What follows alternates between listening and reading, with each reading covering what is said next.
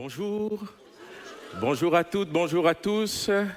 C'est une joie en tout cas de partager la parole ce matin. Nous n'allons pas chanter parce que j'ai prévu à ce qu'on puisse chanter tout à l'heure. Amen. Vous aimez chanter? Voilà, on va prendre un temps pour nous approcher du Seigneur tout à l'heure. Mais par contre, tu vas mettre la main sur ton cœur parce que ce message, c'est du côté gauche. Voilà, du côté gauche. Certains se trompent parce que ce message est pour chacun d'entre nous. Et nous allons demander au Seigneur de nous parler ce matin. Amen. Alléluia. Non, c'est bon. Tu viendras chanter tout à l'heure. Merci. Père, parle-nous. Tu nous as déjà parlé ce matin par la parole de prophétie. Seigneur, et je prie que tu parles à chacun de nos cœurs. Que ta parole trouve une bonne terre et que semée dans de la bonne terre, elle produise du fruit. Nous te le demandons dans le nom de Christ Jésus. Amen. Amen. Il fait chaud là-haut. J'aimerais partager avec vous, je suis très encouragé par la parole prophétique qui a été donnée ce matin. Et quand le Seigneur parle, il parle tantôt d'une manière et tantôt d'une autre, mais la Bible dit que nous devons en prendre garde. Le Seigneur t'a dit quelque chose ce matin. Il t'a dit qu'il voulait ranimer ton esprit, qu'il voulait ranimer ton couple, qu'il voulait ranimer ta famille, qu'il voulait ranimer quelque chose qui est sec, quelque chose qui est mort, quelque chose qui est perdu. Et cette parole va tout droit dans la direction du message ce matin. Le titre de ce message, c'est « Fortifie-toi et prends courage ». Amen. Fortifie-toi et prends courage. Aide-moi à le dire à ton voisin, il n'a pas bien compris. Fortifie-toi. Oh Dominique, je sais. Mais fortifie-toi et prends courage. Amen. De quoi elle le sait aussi. Et nous allons lire dans ce passage dans 1 Samuel 30, une histoire que vous connaissez, mais que nous allons un peu relire et le Seigneur va nous aider. 1 Samuel 30, je lis. Lorsque le 3e jour, David arriva à Tsiklag avec ses hommes, les Amalécites avaient fait irruption dans le Négueb et à Tsiklag. Ils avaient frappé Tsiklag et l'avaient incendié. Ils avaient capturé les femmes et tous ceux qui s'y trouvaient, petits et grands. Ils n'avaient mis personne à mort, mais ils les avaient emmenés et s'étaient remis en route. David et ses hommes arrivèrent à la ville, et voici qu'elle était incendiée. Et leurs femmes, leurs fils et leurs filles étaient captifs. Alors, David et le peuple qui était avec lui sanglotèrent, jusqu'à ce qu'il n'ait plus la force de pleurer. Les 2 femmes de David avaient été emmenées, Abinoam de Jisraël et Abigaël, femme de Nabal, de Carmel. David fut dans une grande détresse car le peuple parlait de le lapider parce que tous avaient de l'amertume dans l'âme, chacun à cause de ses fils et de ses filles. Mais David se fortifia en l'Éternel son Dieu. Amen. Il dit au sacrificateur, Abiatar, fils d'Ahimelech, apporte-moi donc l'éphod. Abiatar apporta l'éphod à David. Et David consulta l'Éternel en disant, si je poursuis cette troupe, est-ce que je la rattraperai? L'Éternel lui répondit, poursuis, car sûrement tu la rattraperas. Poursuis, j'aime bien cette version, car tu atteindras et tu délivreras. Amen. David se mit en marche. Je m'arrête là. Je préfère cette version. Voilà, vous connaissez l'histoire. David là est avec quand même des hommes comme on n'en fait plus.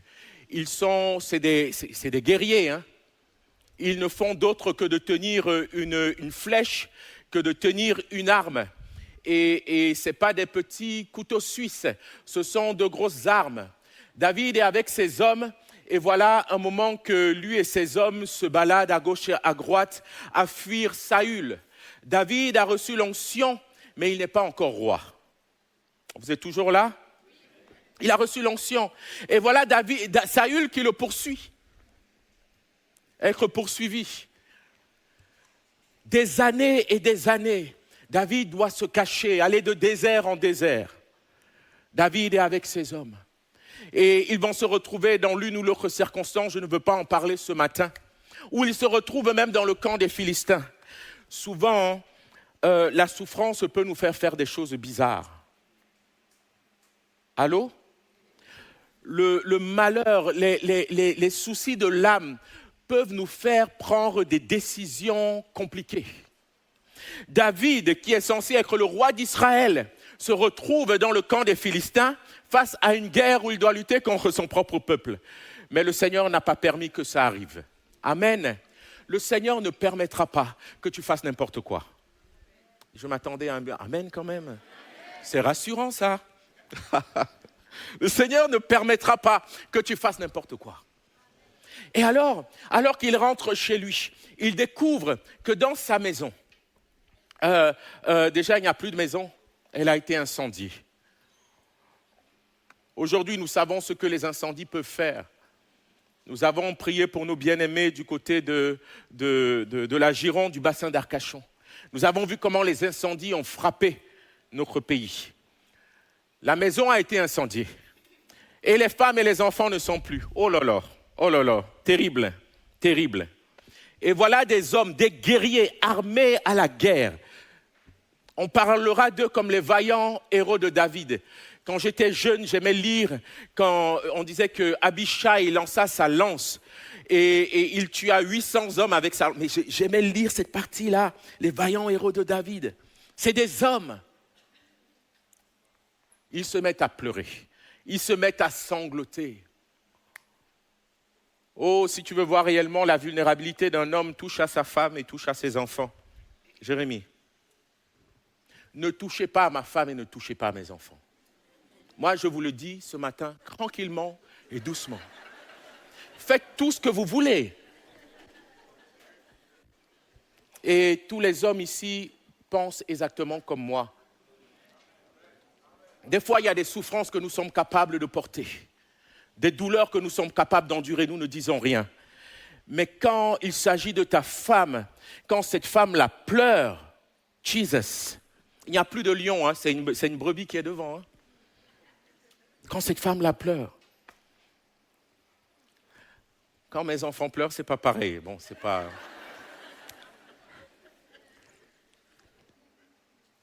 Mais quand nos enfants sont malades, c'est nous qui sommes malades.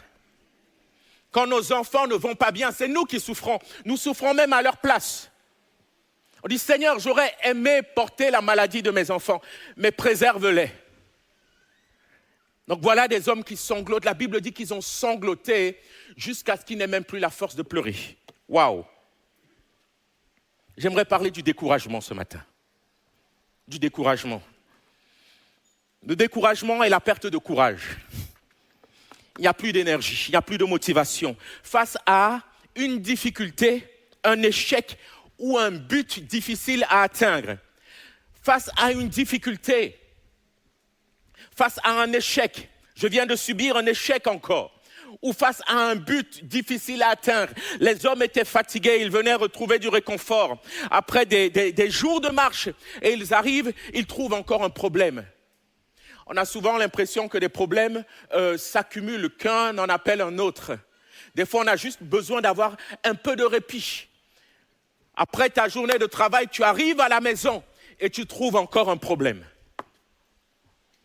Il y a une circonstance aggravante dans ta vie. Et tu arrives à la maison et ta femme aussi souffre et tes enfants aussi souffrent. Le découragement. Alors le découragement se manifeste par la sensation d'avoir le corps vidé d'énergie. Il n'y a plus de force. Il n'y a plus de force. Il n'y a plus d'énergie. Par le doute, tu perds complètement confiance en toi. Ça vous est déjà arrivé de perdre confiance en tes capacités, de perdre confiance même à ton identité. Qui suis-je? Tu remets tout en question quand tu es découragé. Le découragement se manifeste par des pensées négatives. Je n'y arriverai pas. C'est trop difficile. C'est trop compliqué.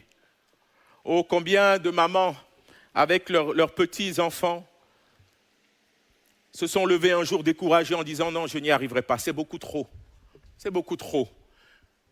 La charge est trop lourde. Je suis inutile. » Et le découragement est lié à notre nature. Il n'y a pas un homme ici qui puisse me dire « Je n'ai jamais été découragé. » Allô? Quelqu'un peut... Il va se tenir devant, il va prier pour nous tous. Nous ferons une série, il va prier pour nous, il va nous montrer. Parce que le découragement nous atteint tous. Il nous a atteints, et je n'ai pas une bonne nouvelle pour toi, mais je te le dis, il t'atteindra. Parce qu'il ne s'invite pas. Il vient comme il veut, quand il veut. Le découragement n'a pas peur de ton compte bancaire. Le découragement n'a pas peur de ton statut, que tu sois pasteur ou pas. Quelle que soit ta situation, marié ou pas, célibataire ou pas, avec ou sans enfant, quelles que soient tes circonstances, quand il vient, quand il est là, il est là. Ça pourrait être le titre d'une chanson, hein? Merci. Alors, les causes du découragement, rapidement, il y a souvent la fatigue. S'il vous plaît, quand on est épuisé, il faut se reposer. Amen. Et les vacances, c'est fait pour se reposer. Il est temps que quelques-uns d'entre nous puissions nous reposer. Souvent, la fatigue emmène au découragement et souvent, le découragement emmène à la fatigue.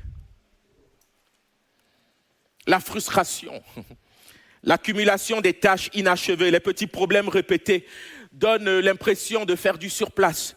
L'accumulation des mêmes tâches, les mêmes choses à faire, le même nettoyage, le même rangement, les mêmes discussions avec mon épouse, les mêmes problèmes qui reviennent de manière cyclique. J'ai parlé de l'échec, de la peur, mais aussi le manque de vision, ne plus savoir où l'on va. Ne plus savoir où l'on va, quelle est la direction que l'on prend, nous emmène aussi à nous décourager des fois. Ça fait longtemps, le peuple d'Israël, en ce moment dans ma lecture de la Bible, je suis dans Exode, et je me suis posé une question, le peuple d'Israël. En Égypte, ils ont écouté et obéi à tout ce que Moïse leur disait. Lisez. Quand Moïse leur disait, rentrez à la maison, ils rentraient. Quand Moïse leur disait, bon, Dieu vous dit, vous allez égorger un agneau, vous allez faire du pain sans levain, vous allez prendre les lentilles, prendre le sang et vous allez mettre sur les lentilles. Ils obéissent, il dit, nous obéirons à l'Éternel notre Dieu. Comment le peuple qui, pour sortir d'Égypte, a fait tout ce que Dieu leur ordonnait, hors d'Égypte, dans le désert, ce même peuple se met à désobéir, à râler, à se plaindre. J'ai noté ici, le temps est un facteur qui aggrave le découragement. Plus ça dure, plus on est découragé. La première année, ça va. La deuxième année, on essaie de tenir. La troisième année, et voilà 40 ans dans le désert, à marcher et en tourner en rond. Sans vision, le peuple peut être découragé. Sans vision, un couple peut être découragé. Sans vision, un homme peut être découragé. Tu as besoin d'avoir une direction. C'est aussi quand tu produis de l'effort et que tu n'arrives pas à tes résultats, tu peux être découragé. Quand tu montes sur la balance,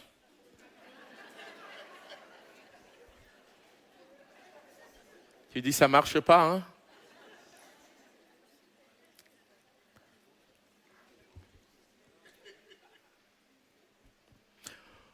Fortifie-toi et prends courage.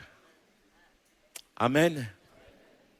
Fortifie-toi et prends courage. Une solution qui tarde à venir. Une maladie qui dure longtemps, des douleurs qui ne s'estompent pas. Seigneur, ça fait des années. La femme à la perte de sang, un couple qui piétine, le chômage qui dure, le célibat qui pèse, les résultats qu'on ne voit pas, année après année. Et on vient à l'église, on chante, mais à l'intérieur de toi, tu es découragé. Tu viens à l'église, tu loues le Seigneur. Mais en réalité, tu es découragé. Tu es découragé. Et malheureusement, il y a des facteurs qui aggravent le découragement. J'espère qu'en parlant de découragement, je ne suis pas en train de décourager quelques-uns. Ça fait 5 minutes, 10 minutes que je parle de découragement. Quelques-uns doivent se dire, ouf, passe à la suite parce que j'en peux plus. Je suis découragé. Et les politiques nous découragent. Oui, on ne peut plus les écouter. Pourquoi est-ce que pour te présenter dans une élection, tu dois nous raconter tout ce qui ne va pas bien? Pourquoi tu ne peux pas venir avec des choses qui vont bien? Pourquoi tu dois dire ça va mal, ça va mal, ça va mal? Et moi, je vais toi, oui, toi. Et aujourd'hui, alors je suis un féru des infos, de l'actualité, mais aujourd'hui j'ai du mal à regarder les infos. Et encore j'ai du mal, avant on pouvait regarder les infos en famille. Aujourd'hui j'ai du mal à regarder les infos avec mes enfants. Pourquoi? Mais parce que c'est une brochette de mauvaises nouvelles. J'ai l'impression qu'ils les cumulent et ils nous les condensent en une demi-heure. Et quand ça fait beaucoup, ils rajoutent comme une petite salade. Une boulangerie dans le Gers, après nous avoir parlé de la guerre en Iran. On parle d'inflation, on parle de pétrole, on parle de guerre, on parle de canicule. Merci Seigneur pour la pluie, alléluia. Fortifie-toi et prends courage, il y a la pluie dehors, alléluia. On parle d'inflation. Les infos nous découragent. On parle de réchauffement climatique et des fois on parle même d'immigration.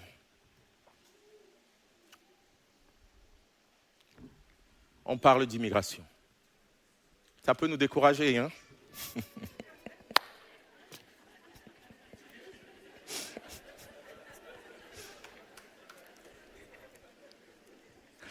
Fortifie-toi et prends courage. Fortifie-toi et prends courage. Alléluia. Pendant le découragement, et j'ai fini. Les hommes de David ont voulu le lapider. Ils ont voulu le lapider. Waouh. C'est-à-dire, celui que vous avez retrouvé quand vous étiez des vauriens, qui vous a réunis dans la cave d'Adoulam, celui-là qui vous a encouragé, qui vous a redonné sens à votre existence, celui-là qui vous a rapproché de Dieu. Quand le découragement arrive à cause de l'amertume de l'âme, ils ont voulu le lapider. Quand le découragement arrive, il ne vient pas tout seul. Il emmène aussi l'accusation. Le mari accuse la femme. La femme accuse le mari. Le papa accuse les enfants. Oui, les papas accusent les enfants. Les enfants accusent les parents. Les frères et les sœurs s'accusent. On tend le doigt sur le pasteur. On cherche un responsable. On cherche un bouc émissaire. Et ce n'est pas une blague. Ces hommes-là l'auraient fait. Ils voulaient le tuer dans le découragement. C'est pour ça que s'il te plaît, ne laisse pas ta souffrance te détruire. Parce que si tu laisses ta souffrance te détruire, tu vas détruire les autres. La plupart des hommes qui ont tellement souffert ont été les premiers à faire souffrir les autres aussi. Parce que la souffrance fait souffrir.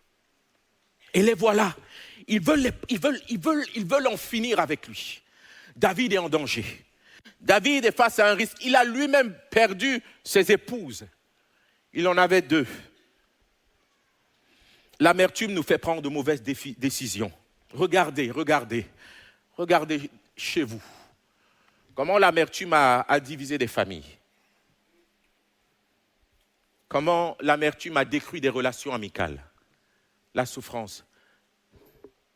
Comment l'amertume a semé la confusion dans nos foyers, dans nos familles, dans nos maisons. Comment l'amertume a divisé les églises.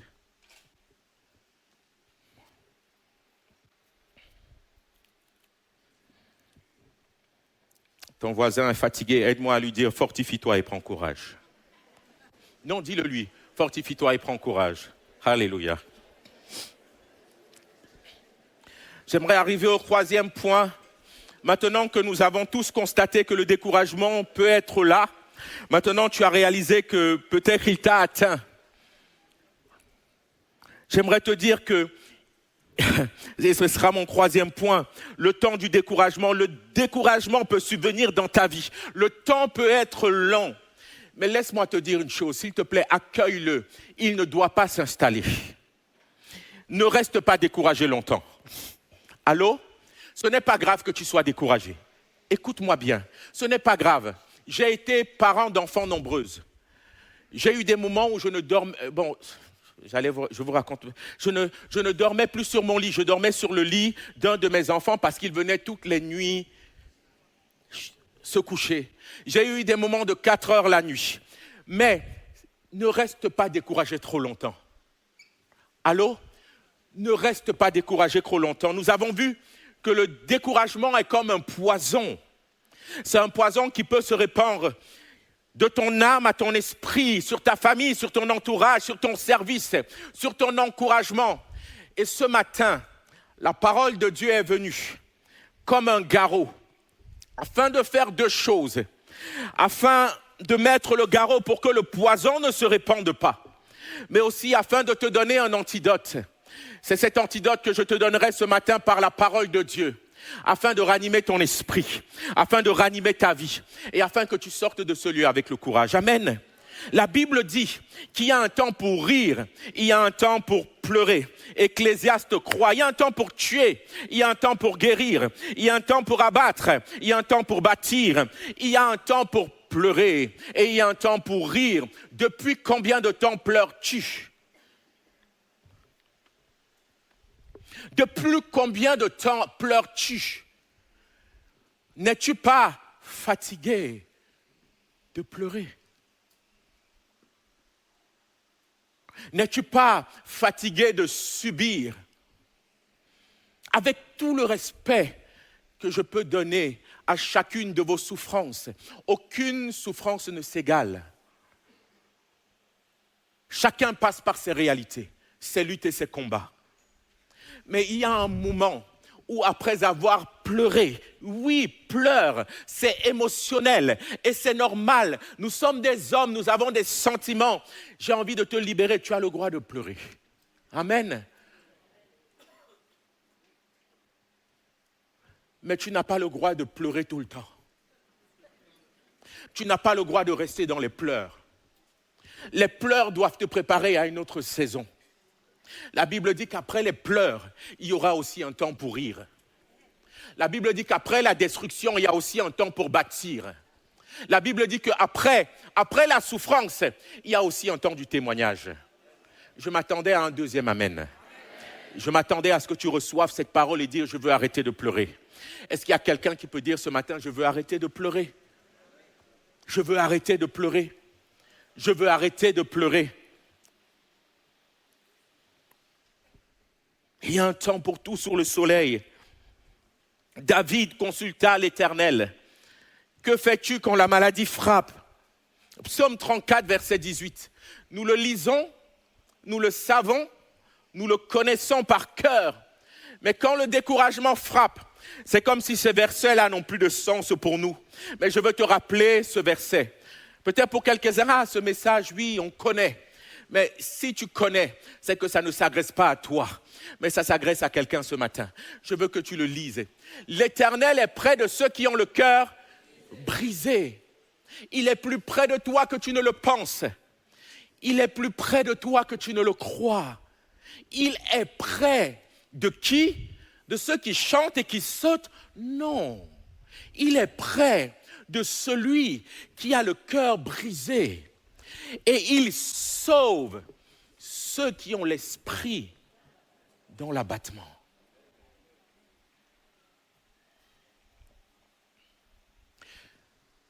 Ce verset-là ne peut parler qu'à quelqu'un qui est dans l'abattement. Quand tu n'y es pas, tu ne peux pas comprendre la portée de ce verset. Il est plus près de toi que tu ne le penses. C'est à ce moment-là du découragement que tu dois réaliser qu'il est là, le cœur brisé, il est prêt et il sauve celui qui est découragé. Amen. Il est là. Il est là. Il est là ce matin. Il est là.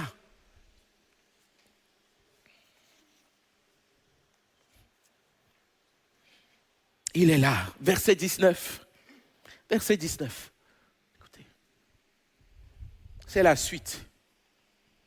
Il dit, le malheur atteint souvent le juste. Souvent. Mais il dit aussi, mais, conjonction de coordination. Mais où est donc Ornicar pour introduire une nouvelle direction? Mais l'Éternel l'en délivre. Toujours. Il y a le souvent, mais il y a le toujours.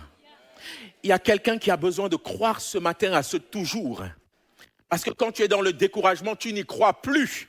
Mais laisse-moi te dire ce matin que le Seigneur qui a dit « Je veux ranimer mon esprit, ma flamme en toi », il est en train de te dire qu'il te délivre toujours. Ce n'est pas moi qui le dis, c'est lui. Il n'est pas un homme pour mentir. Alors, fortifie-toi et prends courage. Fortifie-toi et prends courage.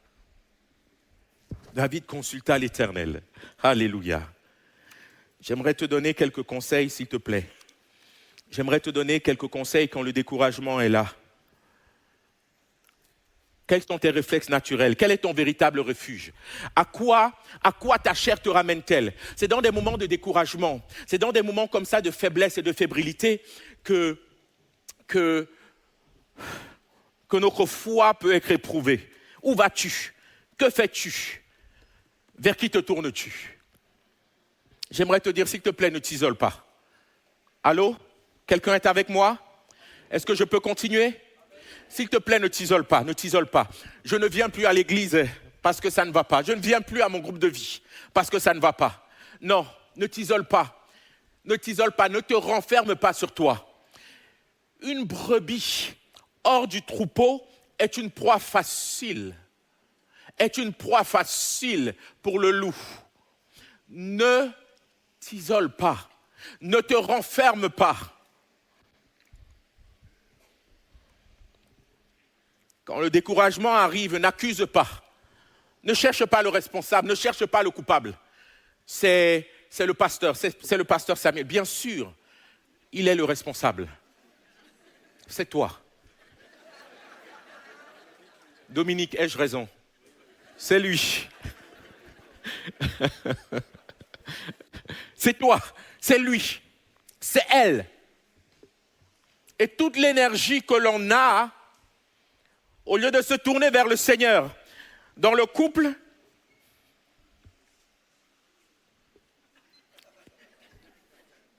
vrai ou faux? C'est elle, c'est lui, c'est l'église, c'est le pasteur.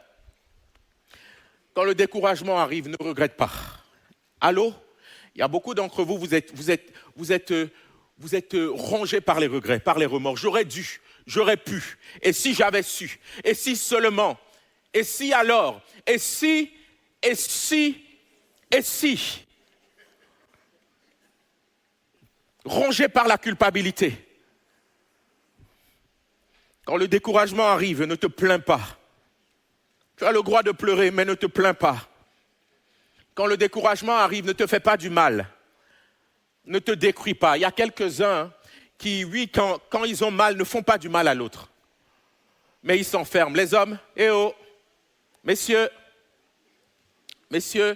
on rentre dans notre grotte. On n'y ressort que pour manger.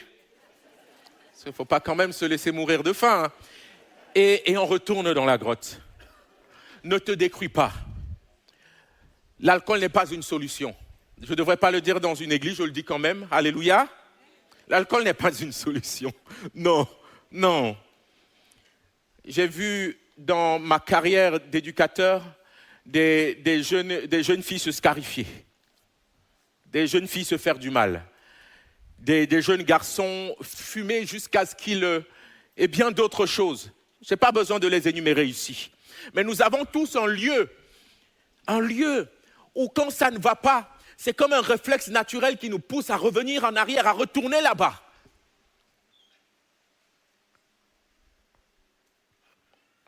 Comme la chair qui te pousse à revenir là-bas. Est-ce que toi aussi tu as un là-bas? Oui? Non? Là-bas. Vous n'avez pas de là-bas?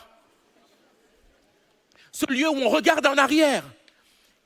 Quand ça ne va pas, c'est comme si c'est le premier réflexe naturel de la chair. Ces hommes de David n'avaient qu'une arme. Donc quand c'était des hommes guerriers, quand le découragement est arrivé, il fallait qu'ils s'en prennent à quelqu'un. David avait le Seigneur. Alléluia. David avait le Seigneur. Psaume 50, verset 14.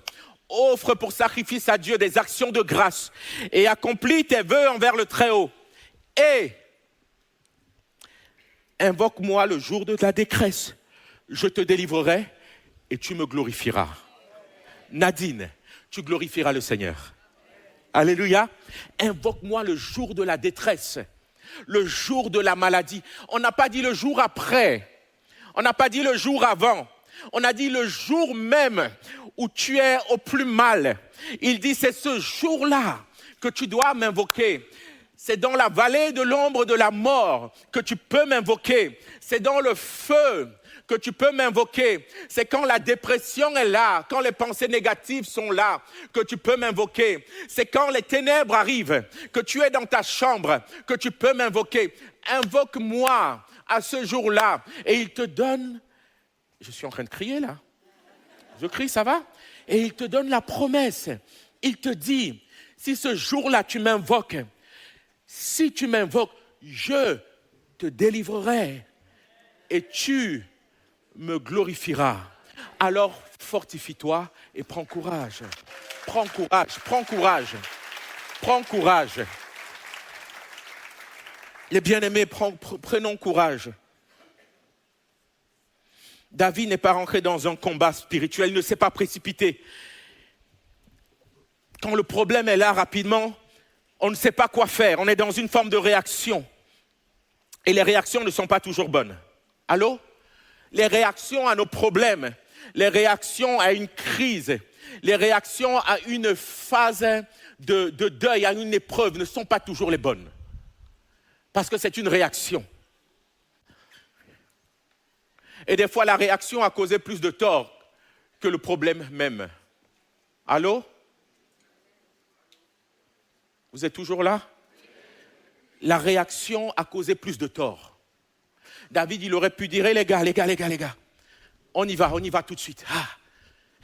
Et nous, les hommes, on est comme ça. Quand la femme te parle d'un problème, on pense devoir pouvoir trouver une solution. Pendant qu'elle parle, on n'écoute pas. On cherche la solution, la réponse. Il faut que je lui donne une réponse. On n'écoute pas. On n'écoute pas. On est déjà dans la réponse. Et souvent, après avoir donné, quand on l'a trouvé, on la sort, 2 phrases, on vient de créer un deuxième problème. Parce que non seulement on n'a rien écouté, mais 2, notre réponse était bête. Non, pas vous, non. Notre réponse était, mais inadaptée. Marité, elle a dit, si. Fortifie-toi et prends courage. Notre réponse était, mais tellement... Est-ce qu'on peut se dire que quand la souffrance est là, quand l'épreuve est là, est-ce qu'on peut dire, je vais aller consulter l'Éternel?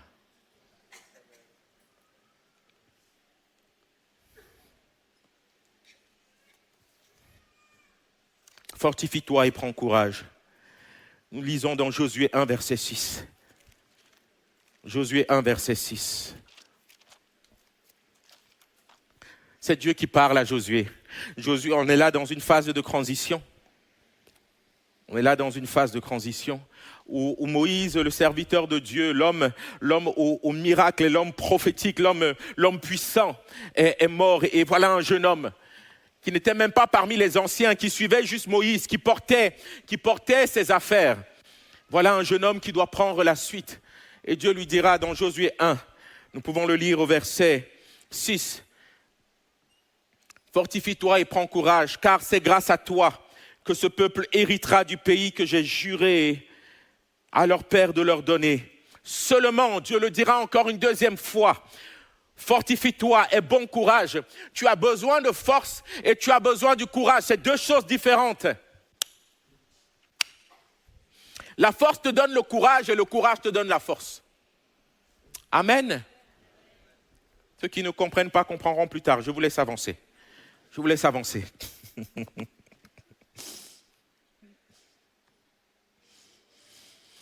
Seulement fortifie-toi et bon courage en observant et en mettant en pratique toute la loi que t'a prescrite Moïse, mon serviteur. Ne t'en détourne ni à droite ni à gauche, afin de réussir partout où tu iras. Verset 9, Dieu lui parle encore une troisième fois. Puisse Dieu te parler ce matin. Puisse cette parole trouver un terrain fertile dans ton cœur. Dieu lui dit, ne t'ai-je pas donné cet ordre? C'est un ordre. Fortifie-toi et prends courage. Ne t'effraie pas, ne t'épouvante pas, car l'Éternel, ton Dieu, est avec toi partout où tu iras. Verset 9, l'Éternel, ton Dieu, est avec toi. Es-tu seulement conscient de ta présence, de sa présence avec toi?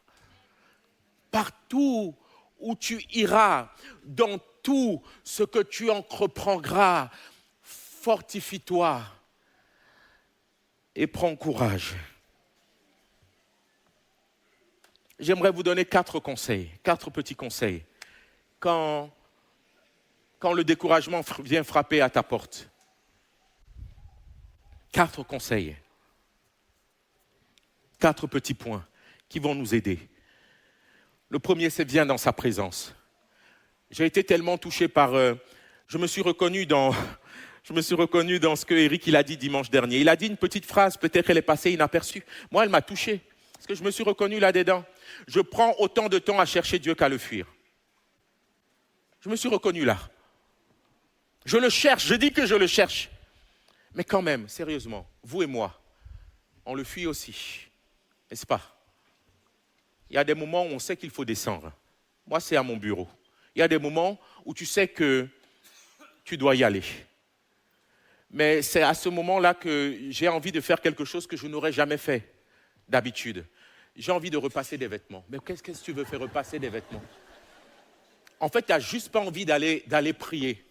Voilà pourquoi tu trouves le moyen de tout faire à la maison pour ne pas aller là-bas et pour te donner une bonne conscience. Tu as envie de tondre le gazon, mais jamais tu ne tonds le gazon. Mais là, tu sais qu'il t'appelle le soir. Et tu dis, je vais prendre du temps avec les enfants, mais rien du tout. Tu es en train de fuir. Viens dans sa présence, viens.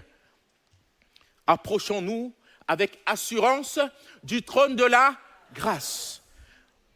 Approchons-nous donc avec assurance du trône de la grâce. Il dira au verset 15, Hébreux 4, 15, « Nous n'avons pas un souverain sacrificateur qui ne puisse compatir à nos faiblesses.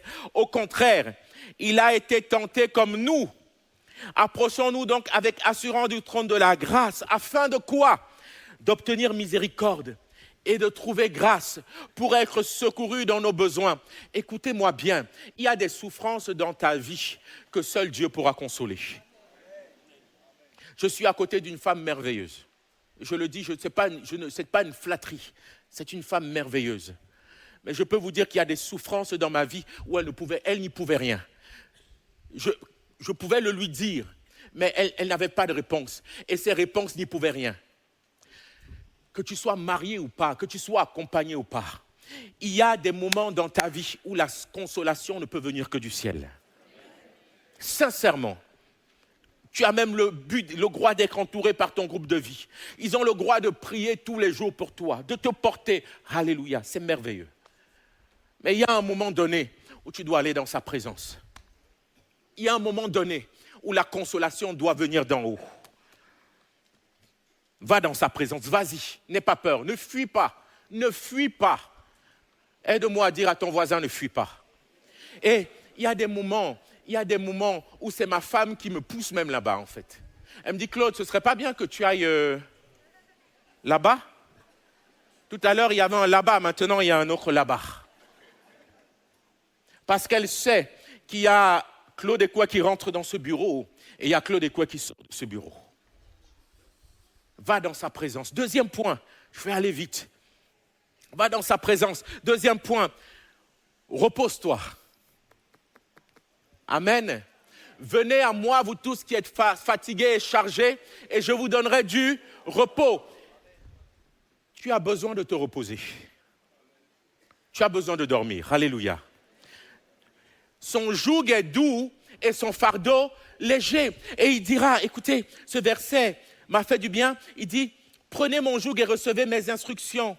Je suis doux et humble de cœur et vous trouverez du repos pour vos âmes. Il y a un moment donné, regardez comment nos âmes, nous essayons de les distraire. Mais nous n'avons pas le repos. Ce qui distrait ton âme ne lui donne pas le repos. Mais il y a un endroit où ton âme peut trouver le repos. Je vous donnerai du repos pour ton âme. Tes sentiments. Le Seigneur prend soin de tes sentiments, de tes émotions. Il y a un lieu de repos. Venez à moi. Je vous donne. Reçois le repos. Et pendant la période du Covid, j'ai été pris par une fièvre spirituelle, charismatique et mystique. Oui.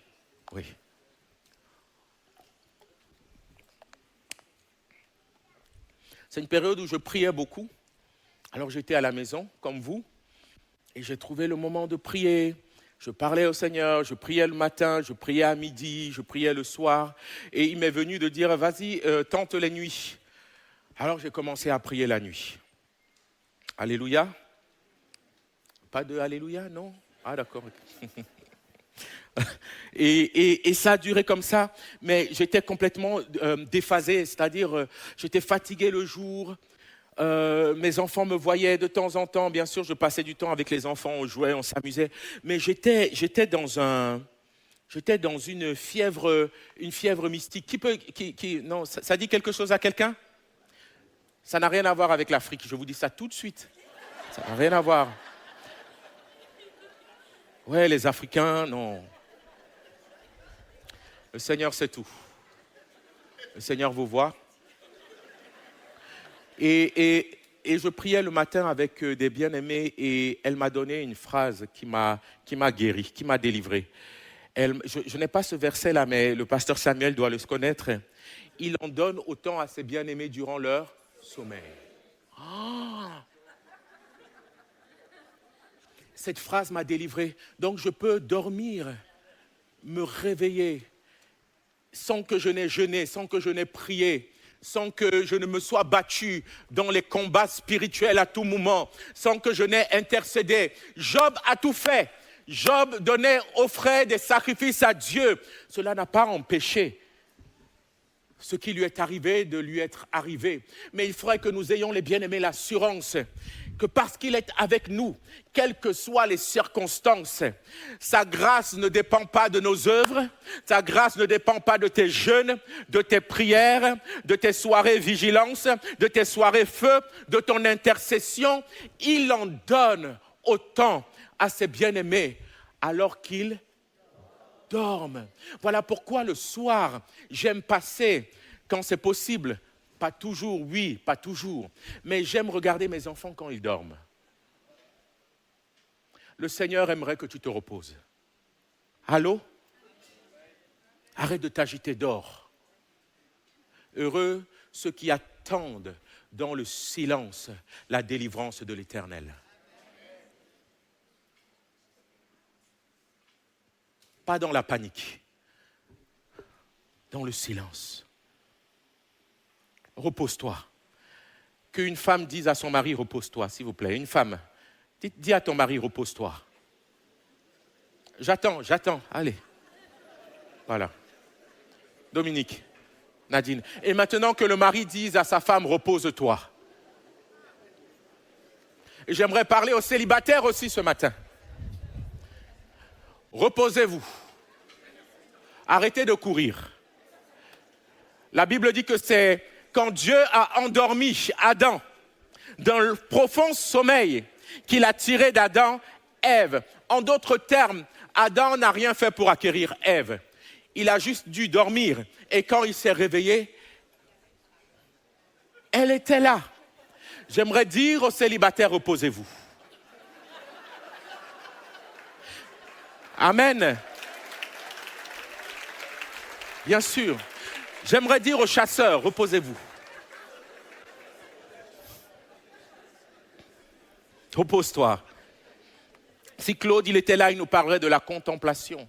La contemplation. Troisième point, il m'en reste un. Consulte l'Éternel, recherche sa volonté. La Bible dit que l'éphod était à un moment, c'était une ceinture qui faisait partie de l'accoutrement du sacrificateur. Et cette ceinture avait deux pierres, le Urim et le Thurim. Et non, je ne m'étends pas là-dedans, mais c'était une manière de consulter Dieu. Il dira, je vais consulter Dieu. Aujourd'hui, nous n'avons pas besoin de l'éphod, nous n'avons pas besoin d'aller consulter un prophète ou d'aller voir un pasteur. Il y a certains qui arrivent dans nos bureaux, ils s'asseyent et ils attendent que nous puissions leur dire quelque chose de la part du Seigneur.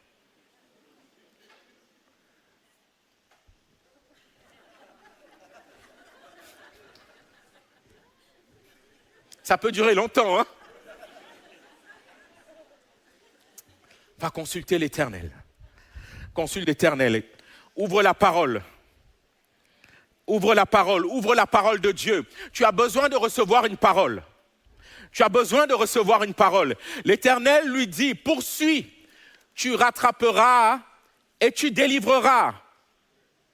Arrêtons, écoutez-moi bien, arrêtons de poser des mauvaises questions emmènent de mauvaises réponses. Les mauvaises questions n'emmènent même pas souvent de réponses. Quelle est la question de David? Quelle est la question de David? Est-ce qu'on peut revenir sur cette question, s'il vous plaît? Elle est importante. Quelle est la question de David? On est dans 1 Samuel 30. David dit, si je poursuis cette troupe, est-ce que je la rattraperai? David n'a pas dit, Seigneur, pourquoi ça m'est arrivé? Pourquoi je souffre? Pourquoi ma femme? Pourquoi mes enfants? Pourquoi mon boulot? Pourquoi le chômage? David a posé une seule question. Poursuivrai-je? L'atteindrai-je? Ça fait deux du coup. Il va falloir à un moment donné qu'on arrête de poser la question pourquoi? Avons-nous toutes les réponses? Non, je n'en ai pas. Je n'en ai pas. Je n'ai pas des réponses. Est-ce que le Seigneur en donne? Tant mieux s'il te donne des questions du pourquoi. Il y a des choses qui nous sont arrivées dans nos vies. Nous n'avons pas su pourquoi. Mais puisses-tu poser cette question ce matin, Seigneur, atteindrai-je? Poursuivrai-je? Seigneur, comment je vais y arriver? Comment je vais m'en sortir? Comment je vais avancer? Comment viendra ta délivrance? Et le Seigneur lui a dit, poursuis, tu rattraperas, tu délivreras. Attends la réponse avant de te lancer. David ne pouvait pas compter sur ses hommes. David a attendu la réponse parce qu'il recherchait la volonté de Dieu. Alors la question ce matin, c'est que dit le Seigneur sur ta situation? Que t'a-t-il dit de faire? Connais-tu sa volonté? Ce ne sont pas tes pleurs qui vont enclencher la foi. C'est sa parole qui va enclencher la foi. La foi vient de ce qu'on entend. Et ce qu'on entend vient de la parole de Dieu. Le Seigneur, dans le royaume des cieux, la Bible dit qu'au commencement était la parole. La parole était avec Dieu. La parole était Dieu. Toutes choses ont été faites par elle. Et rien de ce qui n'a été fait sans elle. En d'autres raisons. En d'autres quoi? Ça se dit comment? Pardon? En d'autres termes. D'autres raisons, ça passait aussi. En d'autres raisons. Moi, j'aime bien d'autres raisons. En d'autres raisons. Je dis ce que je veux, j'ai le micro. Amen. En d'autres raisons, tu dois chercher la parole de Dieu. Souvent, nous cherchons la guérison, mais j'ai besoin juste de ta parole, parce qu'il envoya la parole et la parole les guérit. Que t'a-t-il dit? Nous voulons le miracle, mais le miracle ne se fera que par la parole. C'est par la parole qu'il a créé, qu'il a donnée. C'est sa parole qui fait. Sa parole, elle est agissante, elle est efficace, elle est vivante, elle est tranchante. Que t'a-t-il dit? Recherche sa parole. Ouvre la parole. Ouvre la parole.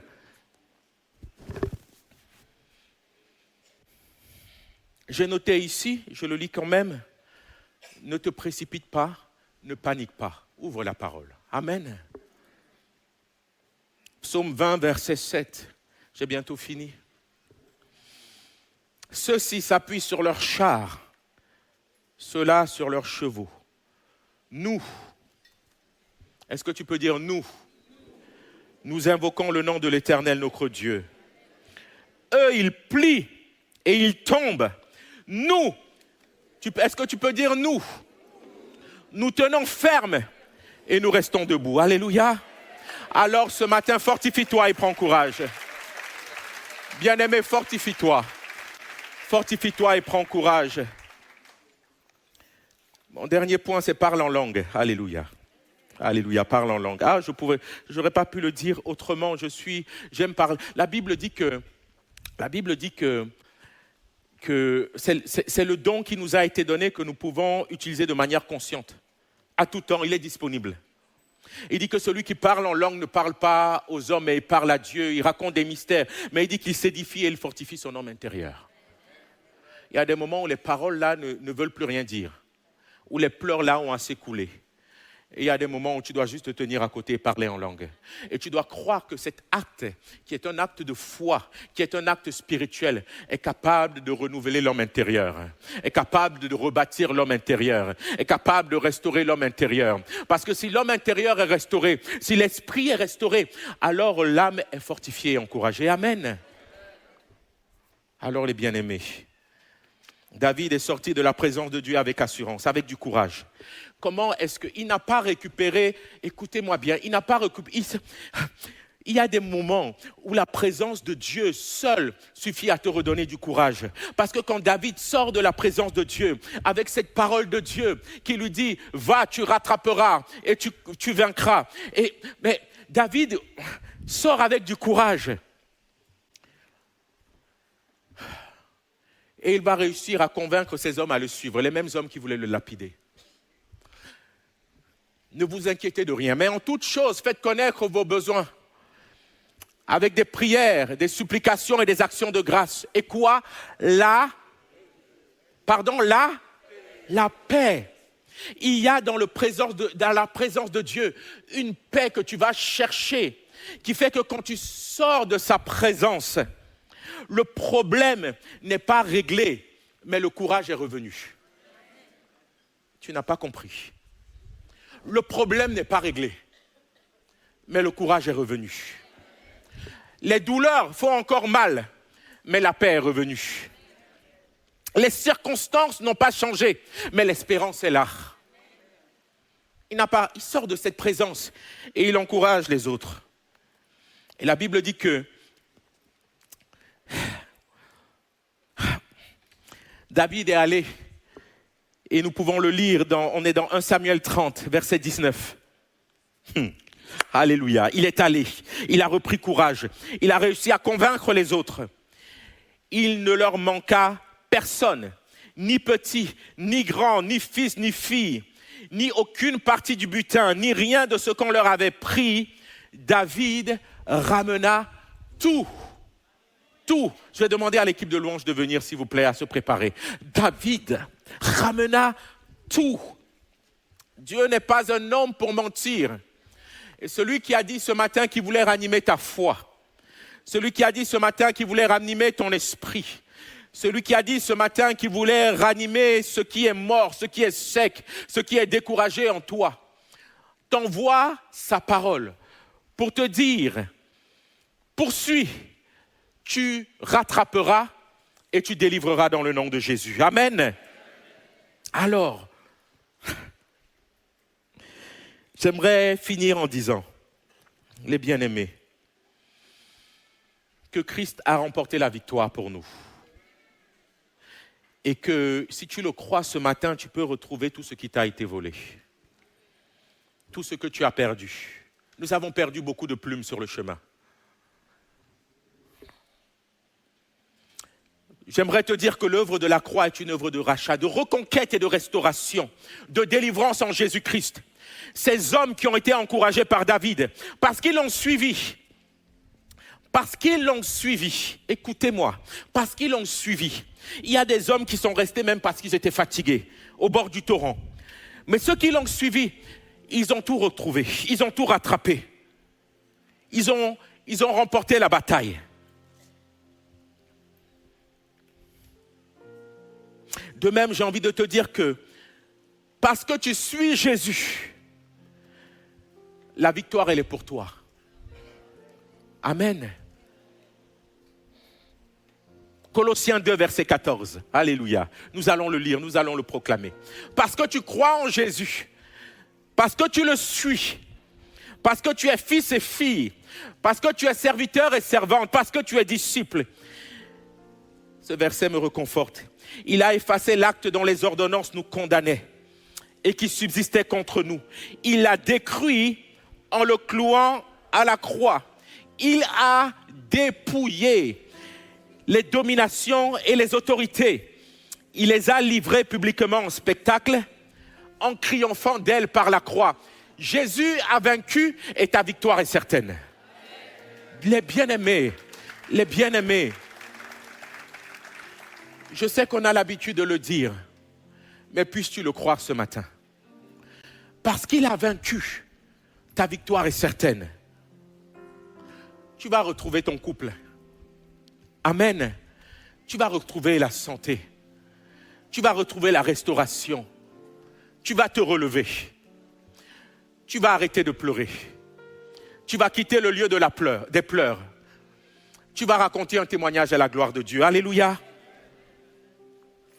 Sors du découragement. Rappelle-toi l'œuvre de la croix, tout est accompli. Quand David sort, le combat n'est pas encore mené, mais la victoire est certaine. Sors du découragement ce matin. Sors du découragement. Loue le Seigneur. Nous pouvons louer le Seigneur. Alléluia. Nous allons louer le Seigneur. Nous allons louer le Seigneur. Et tu vas sortir ce matin. Je ne sais pas ce qui va se passer au niveau des circonstances. Si les circonstances, pour l'instant, il n'y a rien.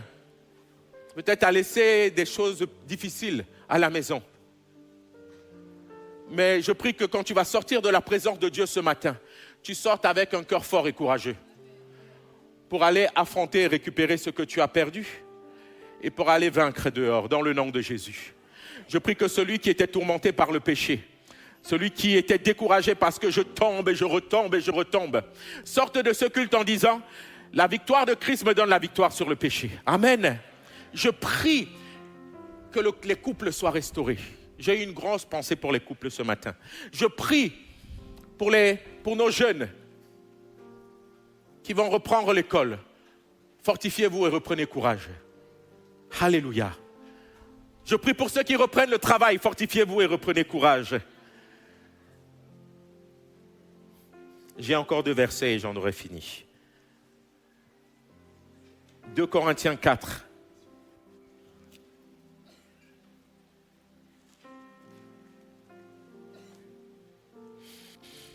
2 Corinthiens 4, ce n'était pas noté, excusez-moi, ça me vient. 2 Corinthiens 4, verset 6, verset 7. Vous êtes toujours là? Vous êtes toujours là. 2 Corinthiens 4, verset 7. Nous portons ce trésor dans des vases de terre, afin que cette puissance supérieure soit attribuée à Dieu et non pas à nous. Nous sommes pressés de toute manière, mais non écrasés. Alléluia. Non écrasés. désemparé, mais dit non découragé, non désespéré, persécuté mais non abandonné, abattu mais non perdu.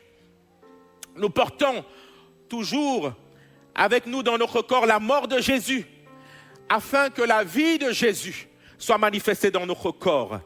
Alléluia. Verset 16. Nous allons proclamer la parole. Je suis juste en train de proclamer la parole. Que celui qui croit la reçoive.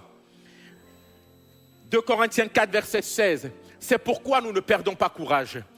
Que quelqu'un dise ce matin, je ne perdrai pas courage. C'est pourquoi nous ne perdons pas courage. Et même lorsque notre homme extérieur se détruit, notre homme intérieur se renouvelle de jour en jour. Alléluia. Que par la foi ce matin et par sa parole, ton homme intérieur soit renouvelé dans le nom de Jésus. Dans le nom de Jésus. Car un moment de légère affliction produit pour nous, au-delà de toute mesure, un poids éternel de gloire. La légère affliction, les souffrances du temps présent produisent dans le royaume un poids éternel de gloire. Aussi, nous regardons non point aux choses visibles, mais à celles qui sont invisibles. Car les choses visibles sont momentanées et les invisibles sont éternelles.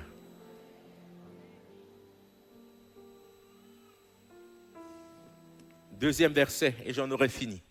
2 Corinthiens 12, versets 9 à 10.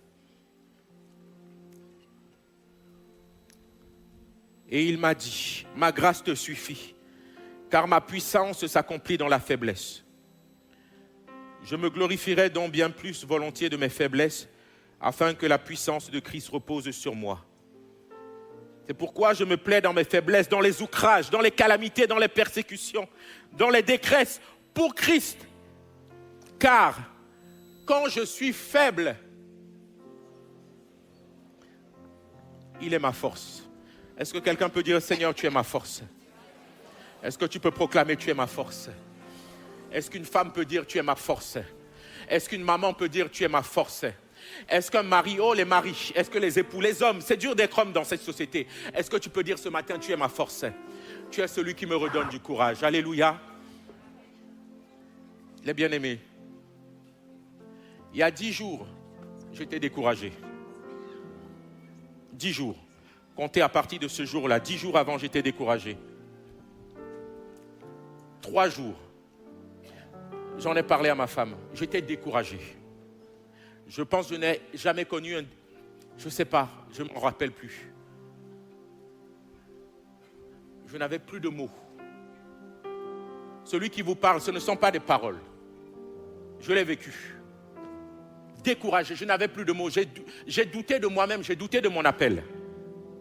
J'ai douté de la présence de Dieu à mes côtés. Je n'avais plus de mots. J'en ai parlé même à mes enfants. Je vous ai parlé. Je dis, papa, voilà ce qu'il vit. Parce qu'il fallait que je leur explique pourquoi cet homme qui bouge un peu là, il est aussi calme. Vous avez rigolé? J'étais découragé. J'avais mal. Je ne savais pas comment j'allais me sortir de là. Il est ma force. Celui qui vient vous encourager ce matin est en convalescence. Les circonstances n'ont pas changé, mais il m'a redonné du courage. Il m'a redonné du courage. Les bien-aimés, les bien-aimés, les bien-aimés. Pour être chrétien, nous avons besoin du courage. Pour être chrétien dans ce monde-là, nous avons besoin du courage. Nous allons nous lever. Et nous allons lui chanter, tu es ma force. Que le faible dise que je suis fort. Et il va ranimer la flamme, il va ranimer l'esprit, il va ranimer la foi. Et je suis venu te dire de la part du Seigneur ce matin, Jésus a vaincu.